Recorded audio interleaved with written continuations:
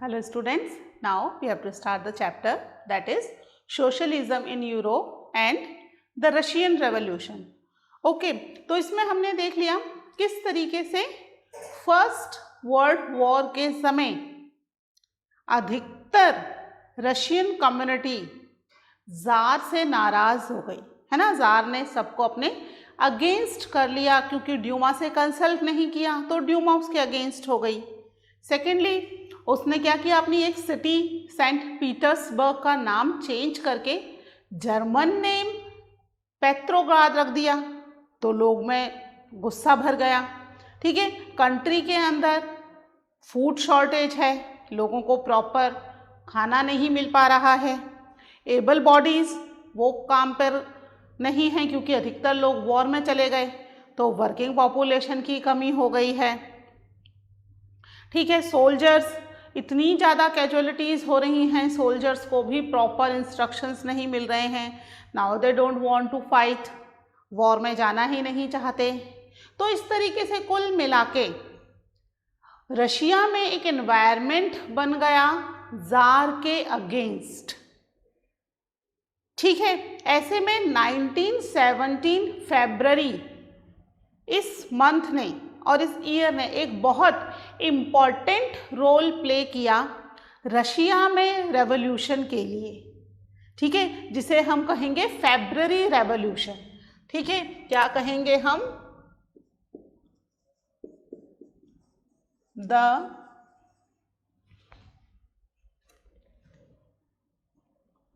February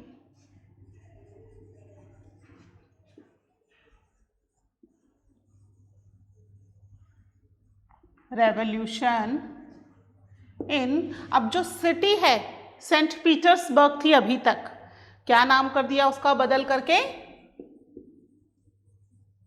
Petrograd, है ना। Petrograd उसका नाम कर दिया। ये पेट्रोग्राद क्या है, it is a German name, लेकिन अब राजा ने चेंज कर दिया तो भाई हम इसको पेट्रोग्राद के नाम से ही जानेंगे। ठीक है, तो यहाँ पर फेब्रुअरी ईयर कौन सा है, this is 1917। First world war still continue चल रहा है ना। फर्स्ट वर्ल्ड वॉर अभी खत्म नहीं हुआ है और दूसरी कंट्रीज जो हैं कंटिन्यू आपस में फाइट कर रही हैं। रशिया भी पार्टिसिपेट कर रहा है, लेकिन रशिया के फाइटर्स या हम कह सकते हैं जो सोल्जर्स हैं वो यहाँ पार्टिसिपेट करना नहीं चाहते, बट क्योंकि राजा ने ऑर्डर दिए हुए हैं तो पार्टिसिपेट करना पड़ रहा है। ऐसे में रशिया में जो टाइम पीरियड है, ये टाइम पीरियड ही बहुत डिफ़िकल्ट टाइम पीरियड जो है हम कह सकते हैं वो शुरू हो गया। विंटर है, बहुत ही अच्छी सेवियर विंटर है, कड़ाकेदार ठंड, अच्छी स्नोफॉल चल रही है। कंट्री के अंदर फूड शॉर्टेज है ना, लोगों के पास प्रॉपर फूड सप्लाई नहीं पहुंच पा रहा है ना। और जो सिटी है वो सिटी, पेट्रोग्राद सिटी की बात कर रहे हैं हम, वो जो सिटी है वो कुछ ऐसे डिवाइडेड है कि इसमें एक साइड वर्कर्स और फैक्ट्रीज हैं, वर्कर्स के क्वार्टर्स और फैक्ट्रीज हैं एक साइड पे, लेफ्ट हैंड साइड पे, और राइट हैंड साइड पे फैशनेबल एरिया, नोबेलिटीज, राजा का पैलेस, विंटर पैलेस, ड्यूमा का ऑफिस, जितनी भी पॉलिटिकल बिल्डिंग्स हो सकती हैं वो सब लेफ्ट हैंड साइड की तरफ है। तो यहाँ पर, और उन दोनों को सेपरेट कर रही है एक दूसरे से एक रिवर है, रिवर नेवा। तो यहाँ पर दोनों ही एरियाज, एक एरियाज जो कि वर्कर्स का है वो पूरा एरिया क्या है, बहुत ही वर्सली अफेक्टेड है with the food shortage and the work. ठीक है, लिख लेते हैं इसको, क्या है यहाँ पर, विंटर है, द विंटर ऑफ 1917। ठीक है, 1917 का ईयर बहुत ही इंपॉर्टेंट है बच्चों, ध्यान रखना। रशियन रेवोल्यूशन में इसी ईयर में, इस एक ईयर में ही हम दो रेवोल्यूशन देखेंगे। ये रेवोल्यूशन क्या है, दैट इज फेब्रुअरी रेवोल्यूशन 1917 में, और दूसरा रेवोल्यूशन इसके बाद अभी हम देखेंगे। ठीक है, the winter of 1917 Petrograd was grim. Grim means बहुत ही डिफिकल्ट कंडीशन है ना, अच्छी कंडीशन नहीं है। क्या कंडीशन है यहाँ पर?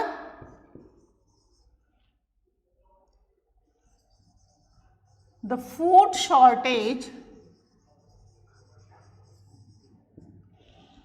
ठीक है, कंटिन्यू, अभी भी क्या है यहाँ पर?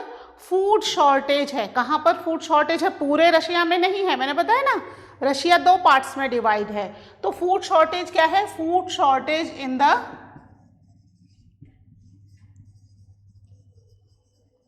वर्कर्स क्वार्टर, ठीक है, वर्कर्स क्वार्टर की तरफ फूड शॉर्टेज है, वहां प्रॉपर खाना नहीं पहुंच पा रहा है। इसमें क्या है? एक रिवर है, ठीक है, दिस इज रिवर नेवा, ठीक है, रिवर नेवा के राइट हैंड साइड की तरफ, ठीक है, राइट हैंड साइड में, ठीक है, राइट हैंड साइड में क्या है? यहाँ पर वर्कर्स क्वार्टर हैं,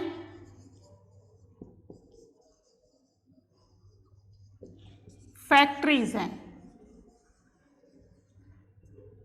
ठीक है, और this is left hand side, ठीक है, लेफ्ट हैंड साइड में क्या है? यहाँ पर फैशनेबल एरिया है,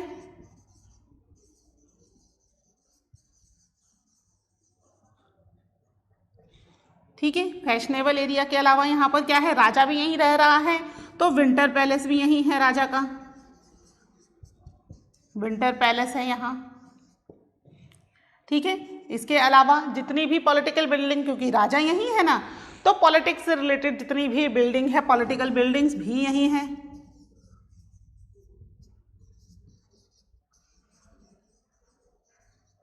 ठीक है, नोबलिटीज यहीं रह रहे हैं, ड्यूमा का ऑफिस भी यहीं है।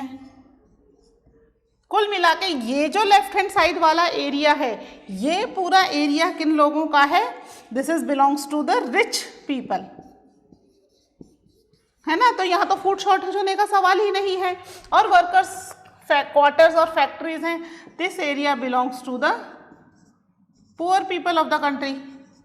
तो फूड शॉर्टेज भी यहीं होगी और परेशानियां भी इसी एरिया में होंगी। और ये रिवर नेवा जो है एक तरीके से पेट्रोग्राद को 2 भागों में डिवाइड कर रही है, 2 पार्ट्स में डिवाइड कर रही है, ठीक है।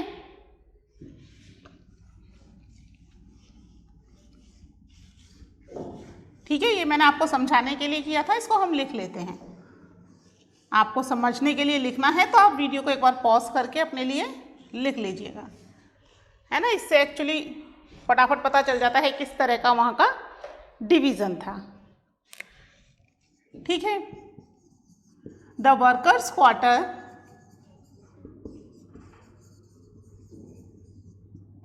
And factories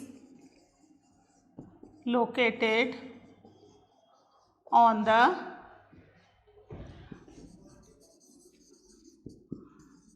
right side of river Neva, ठीक है। रिवर नेवा के राइट हैंड साइड में वर्कर्स क्वार्टर, फैक्ट्रीज हैं, और लेफ्ट हैंड साइड में क्या है? The fashionable area, the winter palace,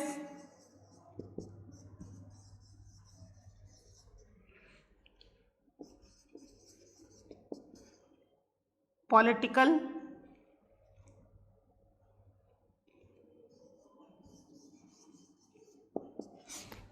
buildings,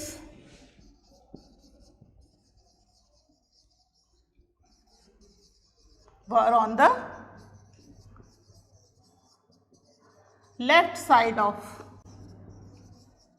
river Neva, है ना। रिवर नेवा ने इसको 2 पार्ट्स में डिवाइड कर दिया है, ठीक है। तो इस तरीके से कंट्री में पेट्रोग्राद सिटी में एक साइड पुअर पीपल और एक साइड रिच पीपल रह रहे हैं, है ना। तो यहाँ पर जो प्रॉब्लम्स है वो कहाँ हो रही है? In the right hand side of the river Neva, यहाँ पर लोगों को फूड शॉर्टेज भी है, सेवियर विंटर है, विंटर से बचने की एज सच उनके पास कोई फैसिलिटी नहीं है, काम नहीं है, फैक्ट्रीज लिमिटेड हैं। ऐसे में क्या होता है कि एक फैक्ट्री के अंदर लॉकआउट हो जाता है। लॉकआउट मतलब बंद हो गया, ताला लग गया। फैक्ट्री बंद होने का मतलब जितने भी व्यक्ति उस फैक्ट्री में काम कर रहे थे सभी व्यक्ति अनएम्प्लॉयड हो गए। ओके, इसकी वजह से काफी सारी प्रॉब्लम्स हो गई। अब एक फैक्ट्री में अगर ताला लग गया, वो सारे अनएम्प्लॉयड हो गए, तो सोशलिज्म हमने देखा कि नेचुरली वहाँ के लोगों में इनबिल्ट है, रशिया के लोगों में इनबिल्ट है सोशलिज्म। तो एक फैक्ट्री के लोग अनएम्प्लॉयड हो गए, तो उनको सपोर्ट करने के लिए बाकी की जो 50 फैक्ट्रीज थी उनके वर्कर्स ने भी स्ट्राइक कर दी। ठीक है, और ये स्ट्राइक आगे क्या मोड़ लेती है वो देखते हैं। First you note down these points, फिर उस फैक्ट्री के सारे पॉइंट्स हम एक साथ लिखेंगे। ओके,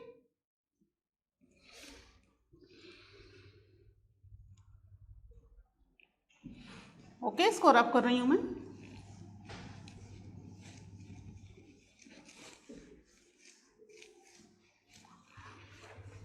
ठीक है, लोग ऑलरेडी गुस्से में हैं। ऐसे में एक उन्हें रीजन मिल गया स्ट्राइक करने का और अपनी डिमांड्स राजा तक पहुंचाने का। क्या हुआ? On 22 February a lockout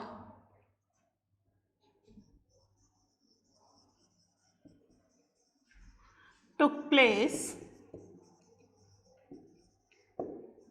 in a factory। ठीक है, एक फैक्ट्री में लॉकआउट हो गया। किस तारीख को हुआ? On 2 February। ठीक है, इस लॉकआउट होने के नेक्स्ट डे, है ना, नेक्स्ट डे यानी 23 February। ठीक है, डेट्स का ध्यान रखना। ओके, 22 February को लॉकआउट हुआ। नेक्स्ट डे क्या हुआ? 50 फैक्ट्री वर्कर्स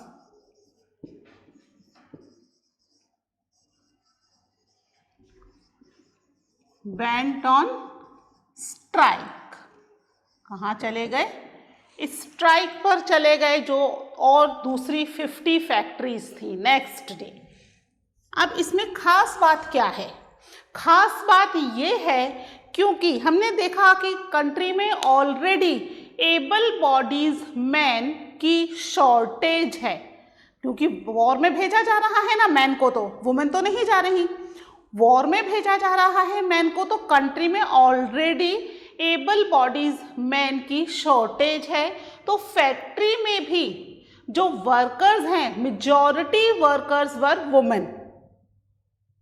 तो इस स्ट्राइक के अंदर भी जब वर्कर्स ही वुमेन हैं, तो इस स्ट्राइक में भी जो मेजॉरिटी पार्टिसिपेशन था वो पार्टिसिपेशन भी वुमेन का ही था। और ये ऐसी वर्ल्ड में पहली स्ट्राइक थी जिसमें ना केवल मेजर पार्टिसिपेशन वुमेन का है, बल्कि अधिकतर स्ट्राइक की जो यूनियंस बनकर आई थी अलग अलग फैक्ट्रीज से, 50 फैक्ट्रीज है ना, उनको भी वुमेन ही लीड कर रही थी। तो this day is very important. ठीक है, क्या हुआ यहाँ पे? ये जो दिन था, इस दिन क्या किया? Women led to the strike and participated in strike। ठीक है, ये दिन था जब वो ना केवल लेट कर रही थी बल्कि देवर पार्टिसिपेटिंग। पार्टिसिपेशन पहले भी हो रहा था, लेकिन इतना लार्ज स्केल का पार्टिसिपेशन फर्स्ट टाइम था। तो जो इस दिन को किस नाम से जाना जाता है? This day is known as International Women's Day, है ना। वर्ल्ड में अभी तक भी इतने लार्ज स्केल पर वुमेन घर से बाहर स्ट्राइक के लिए नारे लगाते हुए नहीं आई थी। ठीक है, तो इस दिन को किस नाम से जाना जा रहा है? International women day. कौन सा दिन है ये बच्चों? हमने देखा 22 फरवरी को स्ट्राइक शुरू हुई और नेक्स्ट डे ही ये काम शुरू हुआ, यानी कौन सी डेट होनी चाहिए ये? 23 फरवरी। तो इंटरनेशनल वुमेन्स डे कब आता है? 23 फरवरी को आता है क्या इंटरनेशनल वुमेन्स डे? आप में से जो बच्चे जानते हैं वो कह रहे होंगे नहीं मैम आप तो गलत पढ़ा रही हो, इंटरनेशनल वुमेन्स डे कब से 23 फरवरी को आने लग गया? इंटरनेशनल वुमेन्स डे 3 फरवरी को नहीं आता। इंटरनेशनल वुमेन्स डे आता है 8 मार्च को, है ना। मैम तो गलत पढ़ा रही हैं, ये तो गड़बड़ हो गई सारी। नहीं, ऐसा नहीं है ना, मैम गलत नहीं पढ़ा रही हैं। ये एक्चुअली क्या है बच्चों, उस समय 2 कैलेंडर फॉलो किए जाते थे। एक कैलेंडर था दैट वाज जूलियन कैलेंडर, ठीक है, जो कि रशिया फॉलो कर रहा था। ओके, एक था ग्रिगोरियन कैलेंडर जो कि बाकी का वर्ल्ड फॉलो कर रहा था। रशिया तो अपने आप में एक बहुत बड़ी कंट्री है ना, तो इसलिए उसने अपना अलग कैलेंडर फॉलो कर रहा था। बाकी के वर्ल्ड में ग्रिगोरियन कैलेंडर फॉलो किया जा रहा था। अब इन दोनों कैलेंडर के अंदर फर्क क्या था कि जो जूलियन कैलेंडर है ये पीछे चल रहा था और ग्रिगोरियन कैलेंडर आगे था। कितने डेज का फर्क है ग्रिगोरियन कैलेंडर में? 13 डेज अहेड था ग्रिगोरियन कैलेंडर, 13 दिन आगे चल रहा था। ठीक है, 23 में, यानी कि आपको 13 डेज प्लस करने पड़ेंगे।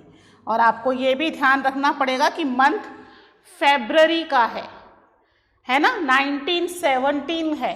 फरवरी में भी कौन सा है? 1917। 1917 का मतलब क्या हो गया? लीप ईयर तो नहीं है।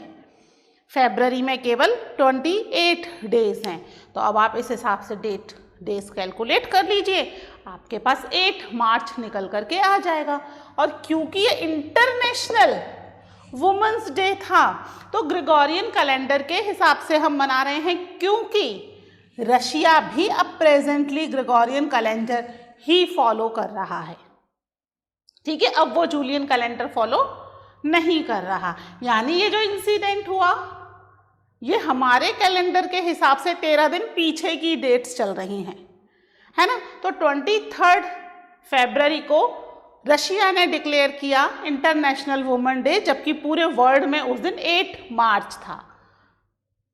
तो 8 मार्च को इंटरनेशनल वुमेन्स डे मनाया जाता है। आई थिंक आपको पता चल गया होगा कि इंटरनेशनल वुमेन्स डे क्यों मनाया जाता है। अभी तक तो हम केवल सेलिब्रेट कर रहे थे, लेकिन हमें रीज़न पता नहीं था कि रीज़न क्या है, क्यों 8 मार्च ही सेलेक्ट किया गया है। तो this was the first day in the world history जब इतने लार्ज स्केल में वुमेन स्ट्राइक में पार्टिसिपेट कर रही थी and even they were lead the strike also. ठीक है, तो ये आपके जस्ट नॉलेज के लिए है, एज सच कोई क्वेश्चन एग्जाम में नहीं आता, है ना। आपको कंफ्यूजन ना हो कि मैडम ने तो ये गलत पढ़ा दिया हमको। इंटरनेशनल वुमेन्स डे तो इस दिन आता ही नहीं है ना। 8 मार्च को हम सब सेलिब्रेट करते हैं। हमारे पास तो सारे व्हाट्सएप मैसेज 8 मार्च को आते हैं। ठीक है, तो ये दिन इंटरनेशनल वुमेन्स डे कहलाया। तो ये 23 फरवरी का दिन था। ठीक है, अब क्योंकि ये स्ट्राइक शुरू हो गई, राजा को ये सब चीजें पसंद नहीं थी। राजा ऑलरेडी ड्यूमा से कुछ कंसल्ट नहीं करता था, ड्यूमा को डिसॉल्व भी करना चाहता था लेकिन डिसॉल्व नहीं कर पा रहा था। ठीक है, और इस स्ट्राइक को रोकने के लिए राजा ने क्या कर दिया? कर्फ्यू लगा दिया। ठीक है, नाउ गवर्नमेंट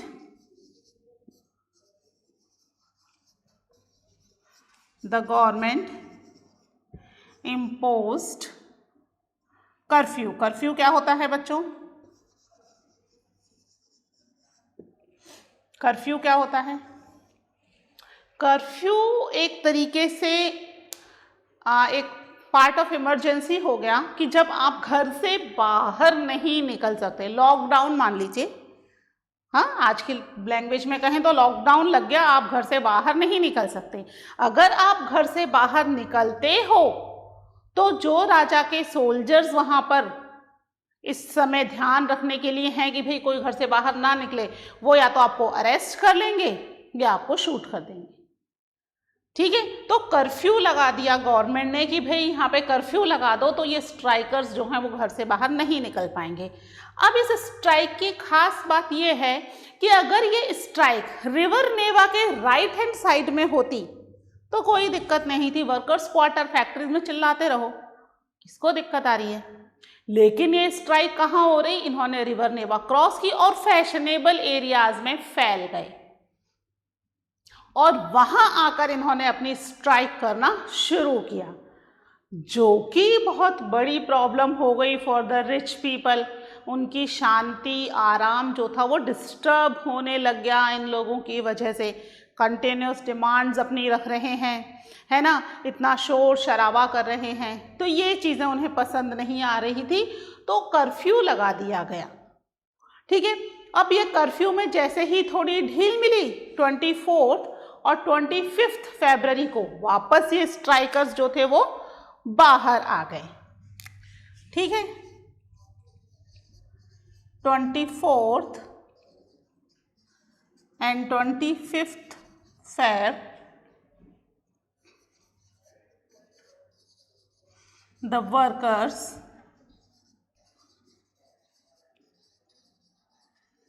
came back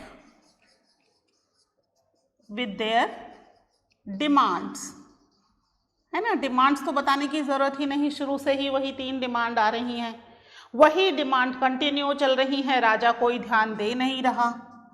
ठीक है, तो ये डिमांड्स कंटिन्यू आ रही हैं। ऐसे में राजा ने एक और गड़बड़ कर दी।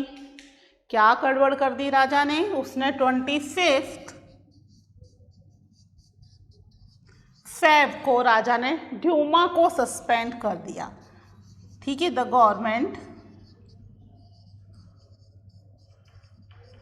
Suspended the Duma. अब ड्यूमा को सस्पेंड करने से क्या हुआ? जितने भी political leaders, either they were conservatives, लेकिन पॉलिटिक्स में तो है ना, वो सब राजा के अगेंस्ट हो गए। पहले तो फर्स्ट वर्ल्ड वॉर में पार्टिसिपेट किया तो पूछा नहीं, कंट्री का सिटी का नाम चेंज कर दिया, सेंट पीटर्सबर्ग का नाम चेंज करके पेट्रोग्राद कर दिया, इन्फॉर्म तक करना ज़रूरी नहीं समझा, है ना, जबकि इसको एक इम्पॉर्टेंट पॉलिटिकल बॉडी दी गई है ये पार्लियामेंट की, इसकी परमिशन के बिना कुछ नहीं होगा और जार कुछ भी नहीं पूछ रहा। और अब तो फाइनली क्या किया उसने? सस्पेंड ही कर दिया ड्यूमा को। तो जितने भी पॉलिटिकल लीडर्स थे वो सब जार के अगेंस्ट हो गए। वर्कर ऑलरेडी अगेंस्ट चल रहे हैं, पीसेंट्स भी अगेंस्ट ही हैं, और अब जो पॉलिटिकल लीडर जो सपोर्ट कर रहे थे जार को, वो भी जार के अगेंस्ट हो गए। ठीक है, और यहाँ पर राजा ने, जार ने क्या किया कि अपनी जो पुलिस और कैवलरी है उसको ऑर्डर किया कि वो just keep an I on these people, जो भी स्ट्राइक कर रहे हैं उन सब के ऊपर you have to keep an eye. ठीक है, कीप एन आई तक तो ठीक है, लेकिन जब राजा ने कहा कि इनके ऊपर फायर भी करना है तो पुलिस और कैवलरी ने क्लियरली मना कर दिया। यू रिमेंबर ना ब्लडी संडे, याद है? अभी हमने ब्लडी संडे पढ़ा था 1905, है ना। तो वो ब्लडी संडे में इतने लोग मारे गए थे। तो अब पुलिस और कैवलरी राजा के इस ऑर्डर को बिल्कुल भी नहीं मानना चाहती कि अगर माना तो क्या होगा, फिर लार्ज नंबर ऑफ पीपल, अपनी ही कंट्री के लोगों को हम मार देंगे। किस लिए? बिना किसी क्राइम के। तो यहाँ पर राजा के जो ऑर्डर्स थे टू कीप एन आई तक ठीक था, लेकिन ओपन फायर के ऑर्डर के लिए यहाँ पर इन्होंने मना कर दिया और ये बात राजा को बिल्कुल पसंद नहीं थी। ठीक है, तो देखते हैं, पहले यू नोट डाउन इट, फिर उसके बाद हम आगे के पुलिस ने क्या किया, क्या स्टेप लिया अगेंस्ट द राजा, वो देखते हैं।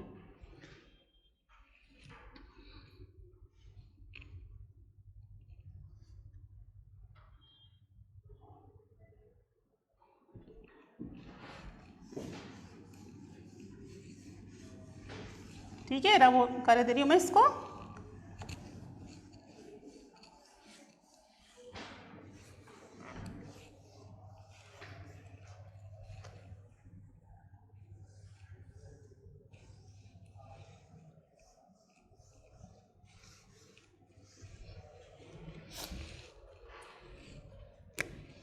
क्या किया, the government called the police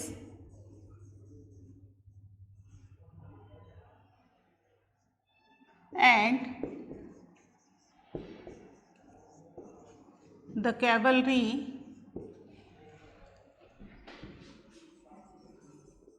to keep an eye on the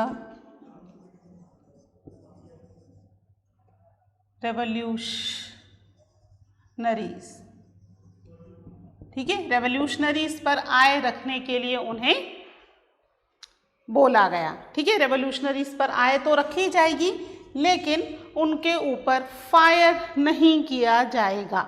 ठीक है, क्या हुआ यहाँ पर, जो पुलिस हेडक्वार्टर थे they were ransacked on 27th Feb, the police headquarters were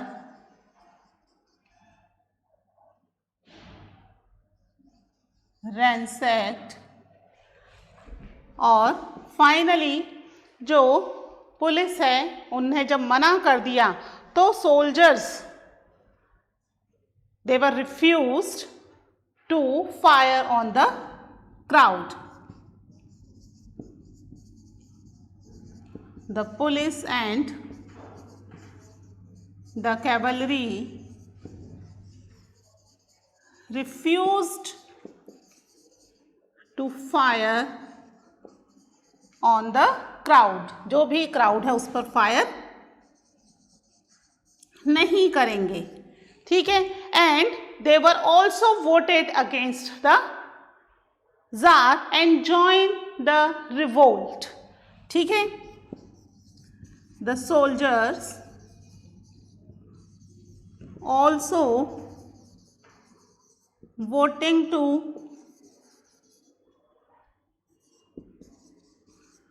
join the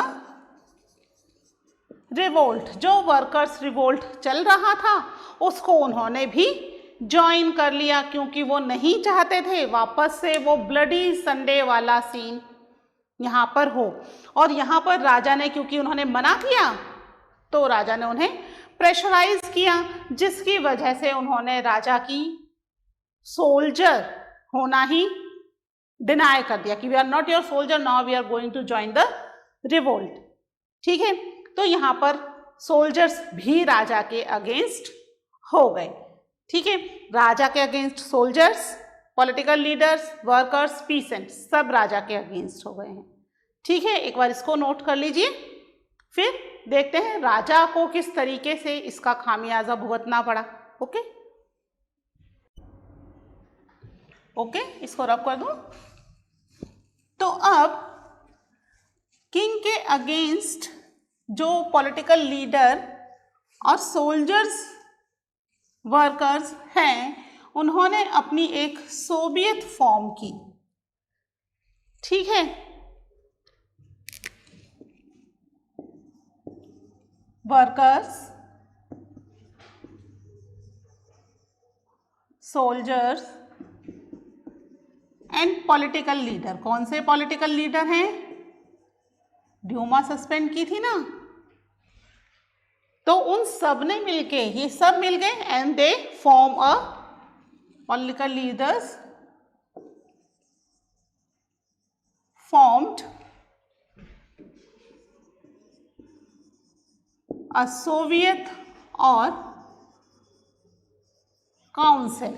ठीक है, क्या नाम दिया उसको? कॉल्ड, क्योंकि इस सिटी में हो रहा है तो इस सिटी का ही नाम दे दिया गया पेट्रोग्राद सोवियत।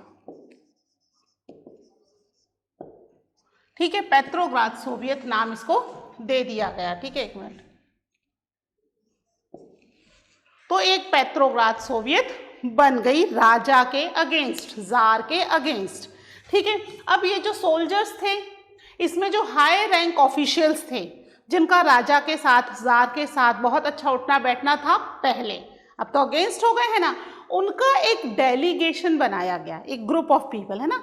ये डेलीगेशन जाके जार से मिला और जार को समझाया कि भाई either you have to abdicate, सिंहासन छोड़ दो, either you have to be ready for whatever the decision will taken by the Petrograd. तो अब यहाँ पर जार इस मामले में थोड़े समझदार निकले, क्योंकि वो पहले देख चुके थे इंसिडेंट जो हुए हैं, फ्रेंच रेवोल्यूशन होके चुक गया था उनसे पहले ही। तो यहाँ पर 2 मार्च को जार उन्होंने अपना सिंहासन छोड़ दिया, है ना। क्या हुआ? ऑन 2 मार्च 1917, वही ईयर चल रहा है अभी। ठीक है, जार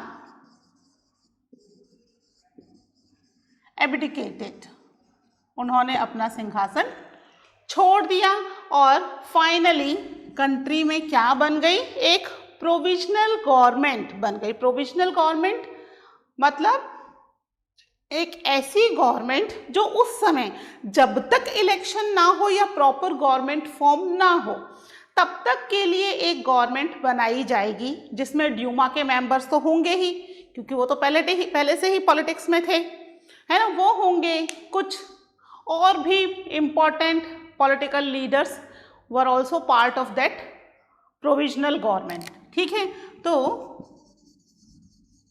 प्रोविजनल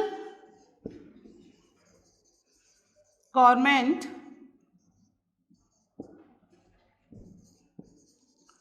वर फॉर्म्ड